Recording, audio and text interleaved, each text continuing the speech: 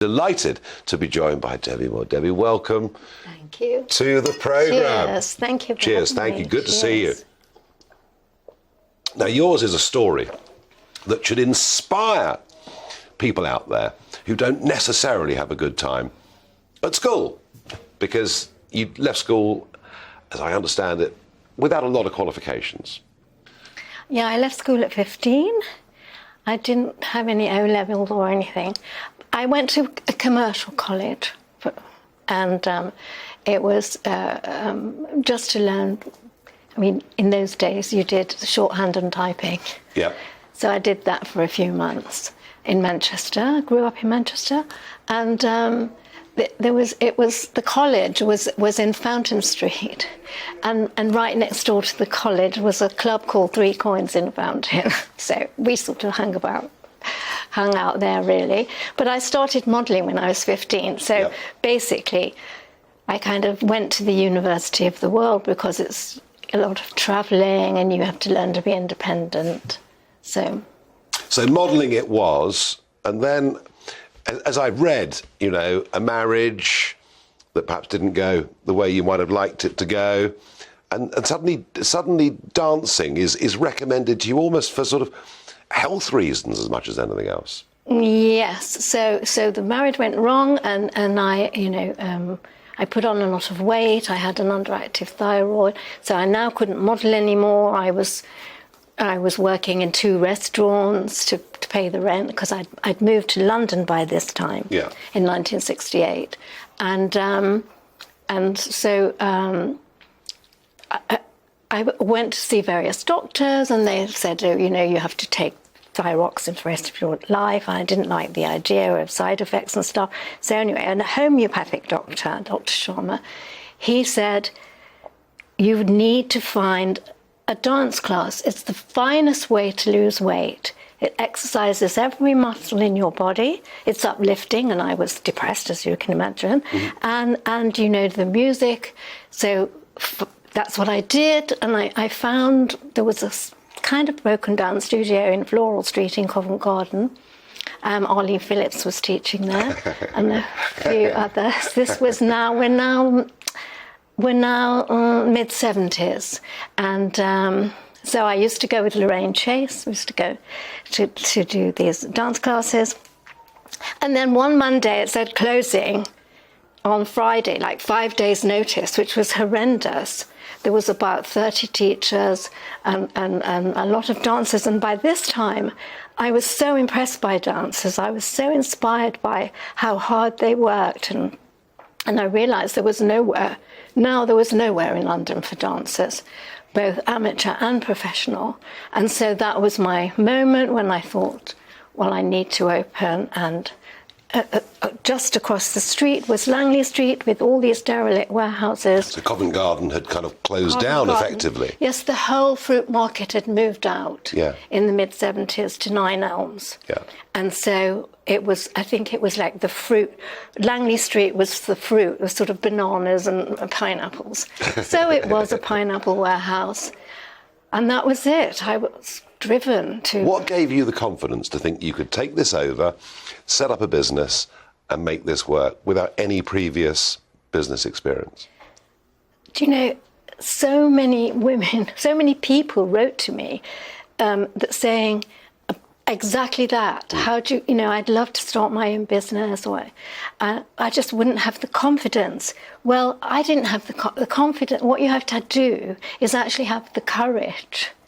You have to just be very brave and go for it and take risks and work very, very hard. And as you achieve and it begins to happen, that's when your confidence starts to come. So it's courage. Yes. That's the quality. Yeah. Courage. Courage, and also a work ethic, the ability to work hard. A lot of common sense you need to get your business going, and just hard work and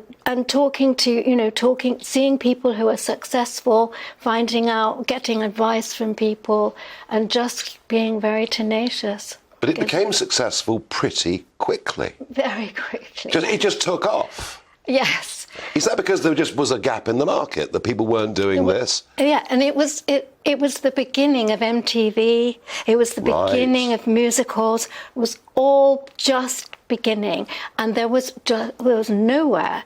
And the point was that to get into a dance school, for every dance school place, there was 100 kids trying to get into these dance schools.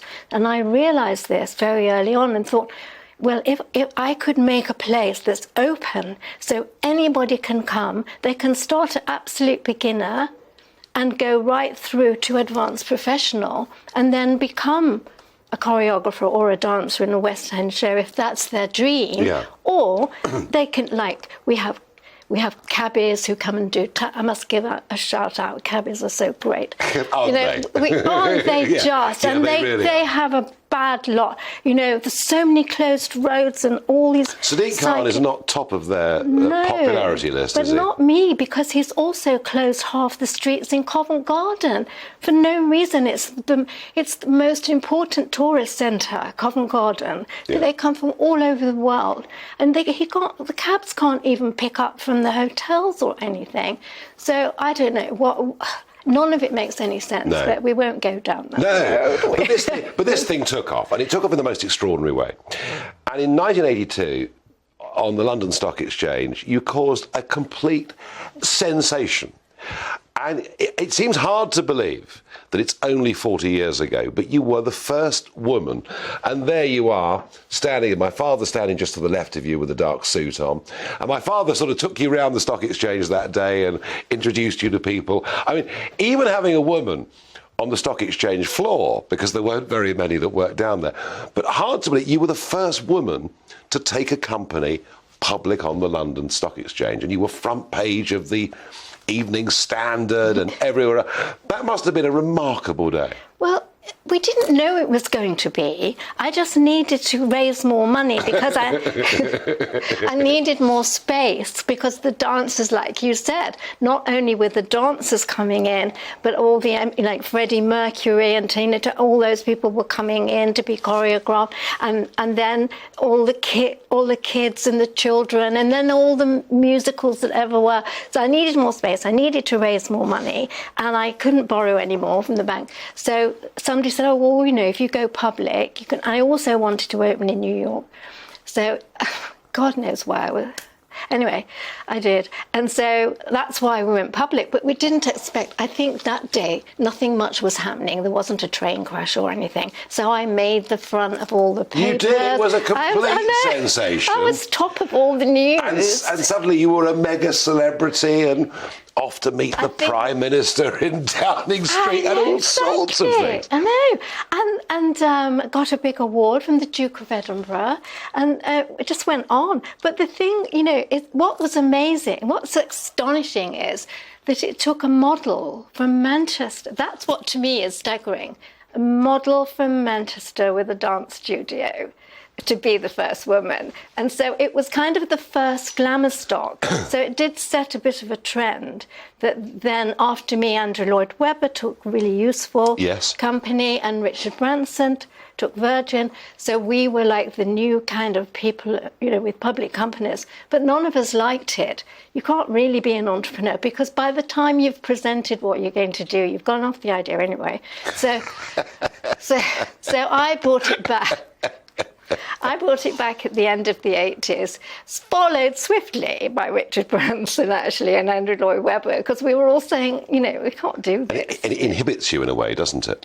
Sorry? Being a public company inhibits in a way. Oh, totally. You can't do anything. Yeah. But you can raise cash, but it comes at a price. Yes. No, I get that. I don't regret it. No. I mean, God, bloody hell, it made me. Well, the publicity was just the publicity off the charts. Off the charts. It was a. Yeah. Well, I just started working in the city at that moment in time, and I remember it was a very, very big thing.